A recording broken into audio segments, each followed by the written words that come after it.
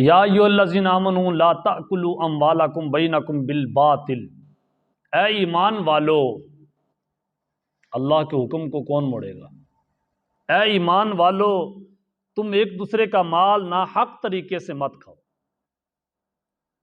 اب اس کا وبال کیا ہے؟ نبی کریم صلی اللہ علیہ وآلہ وسلم نے ارشاد فرمایا، اس جسم پر اللہ تعالیٰ نے جنت حرام کر دی ہے جو جسم حرام کے مال سے پلا ہو۔ پھر نبی کریم صلی اللہ علیہ وآلہ وسلم نے ارشاد فرمایا،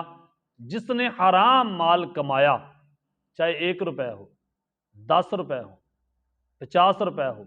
ہزاروں میں ہو، لاکھوں میں ہو، نبی کریم صلی اللہ علیہ وسلم نے ارشاد فرمایا، جس نے حرام مال کمایا، اگر اس نے کھایا، 1 لقمہ حرام کھایا تو 40 دن تک اللہ تعالیٰ اس کی عبادت قبول نہیں کرتا۔ 1 لقمہ حرام،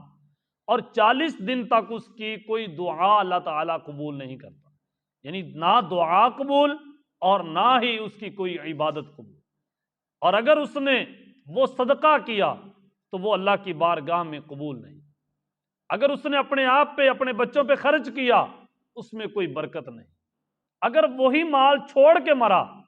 تو وہ جہنم کا ایندھن بنے گا۔ الذی جمع مالا وعددا یحسب ان مالہ اخلدا کلا لینبذن فی الحطمہ، جو وہ لوگ مال کو گن گن کے جمع کر کے رکھتے ہیں، اس کی زکوٰۃ بھی نہیں دیتے،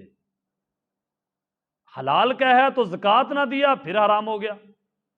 اگر حرام ذرائع سے کمایا، رشوت کا مال لے کے رکھا، یا کسی کو وعدے سے کوئی مال لیا کہ میں آپ کو 2-3 تاریخ کو پیسے دے دوں گا، اور وعدے پہ وہ پورا نہیں اترا، اس کے بعد اس کے پاس پیسے ہیں لیکن دے نہیں رہا، تو وہ پیسہ اس کے لیے حرام ہو گیا، وہ پیسہ حرام ہو گیا۔ اب اس کے بعد اس نے وہ پیسہ جو کھایا وہ حرام کے مال میں جائے گا، کیونکہ اس نے کسی سے دھوکہ کیا ہے۔ جو دھوکہ کر کے پیسہ کمایا جائے وہ پیسہ بھی حرام کمائی ہی کہلاتا ہے۔ اسی لیے میرے دوستو، جس نے حرام مال اکٹھا کیا، اللہ تعالیٰ قرآن پاک میں فرماتا ہے، اب اللہ کے حکم سے آگے کسی مولوی، کسی محقق کا فتویٰ چاہیے آپ کو؟ رسول اللہ صلی اللہ علیہ وسلم کے حکم کے بعد بھی کسی کا کوئی فتویٰ چاہیے؟ اللہ تعالیٰ خود ارشاد فرما رہا ہے، فی الحطمہ، ان قریب ان کو جہنم کی وادی حطمہ میں داخل کیا جائے۔ علماء لکھتے ہیں، وادی حطمہ اور وادی غی، یہ 2 وادیاں جہنم میں ایسی ہیں کہ جب پوری جہنم، اس کی آگ تھوڑی سی بھی کم ہو اور اللہ تعالیٰ زیادہ بھڑکانی چاہے تو ان 2 وادیوں کے دروازے تھوڑے سے کھولے جاتے ہیں، تھوڑا سا سوراخ کیا جاتا ہے تو وہ پوری جہنم بھڑک اٹھتی ہے۔ اوئے ہوئے، اس جہنم میں، اس وادی میں اس کو داخل کیا جائے گا جو شخص، ایک تو وہ شخص فخلف من بعدہم خلف اضاعوا الصلاۃ واتبعوا الشہوات فسوف یلقون غیا، وادی غی میں ان کو داخل کیا جائے گا جن کے باپ دادا اللہ کے ولی تھے یا اللہ کے نبی تھے، یا ان کی سیٹوں پہ آ کے بیٹھ گئے اور ان کے جانشین بنے، اور پھر انہوں نے اپنے وڈیروں کے نام پہ پیسے تو کمائے، ان کی قبریں تو بیچی، ان کے عرس کروا کے، میلے کروا کے کروڑوں اربوں روپیے ڈالر تو کمائے، اور باہر بھی بینک بیلنس، ادھر بھی کوٹیاں، محلے، اور کیا کیا بنایا۔ نبی کریم صلی اللہ علیہ وسلم اپنے داد ابراہیم کے دین کو آگے لے کے جا رہے، لیکن گھر کتنا ہے کچا، 1 ماہ تک چولہا نہیں جلتا، اور ادھر ایک چھوٹے سے بزرگ کے گدی نشین اور کروڑوں روپے کے مالک۔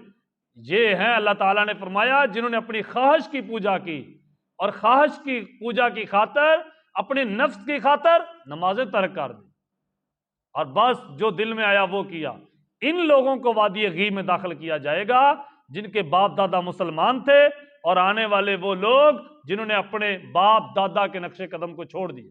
نیک لوگوں کے نقش قدم کو چھوڑا، بس ان کی پوجا ہی کرنی شروع کر دی، ان کے رستے پہ نہیں چلے۔ مقصد تو تھا ان کے رستے پہ چلنا،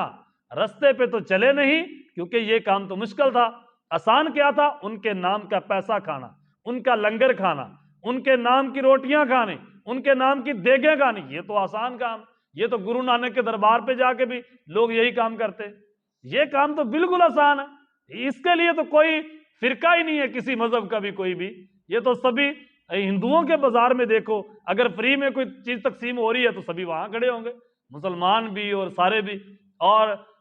کرتارپور چلے جائیں، وہاں پہ ہزاروں مسلمان ہیں جو وہاں ہوتے ہیں، بس فری کا مال ملے۔ وادی غی میں ان کو داخل کیا جائے گا جنہوں نے اپنے اللہ کے نیک بندوں کا نقش قدم چھوڑ دیا اور ان کے نام کا بس کھانا شروع کر دی۔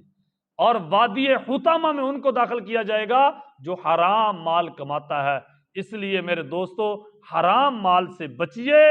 اور اپنے باپ دادا یعنی جو اللہ کے نیک بندے تھے ان کے نام پہ مال کھانے سے بچیے، بلکہ ان کے نقش قدم پہ چلیے، تاکہ اللہ تعالیٰ اس امت کو دوبارہ ایسی زندگی دے جیسی زندگی حضرت عمر فاروق رضی اللہ تعالیٰ عنہ کے دور میں اللہ نے دی تھی۔